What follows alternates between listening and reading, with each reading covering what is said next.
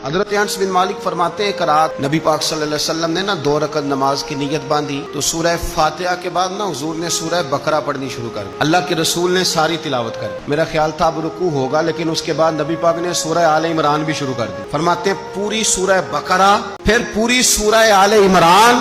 मेरा ख्याल था यहाँ रुकू होगा, लेकिन मेरे नबी ने तो सूरह निसा भी शुरू कर दी। कहते पूरी सूरह निसा पढ़ के रसूल पाक ने रुकू फरमाया और इतना लंबा रुकू किया कि मुझे लगा कि सर उठाएंगे भी कि नहीं। फिर हुजूर ने सरे अनवर उठाया और सजदे में गए तो इतना लंबा सजदा किया कि मुझे लगा कि सर उठाएंगे भी कि नहीं। मेरे रसूल पाक अलैहिस्सलाम इस ज़ौक से, देखिए ना, काम करना जो है तो मजा लेके, ज़ौक से सजदा जरा मजा लेके, रुकू और जरा मजा लेके। तो मैंने पहले भी आपसे कहा था कि हमारे उस्ताद फरमाया करते थे, लूले लंगड़े काम ना किया करो, थोड़ा सा कर लिया थोड़ा सा छोड़ लिया, बेमजा बेजायका काम करो तो जरा उसमें मैं वो के जरा खुब के जरा मजा लेके।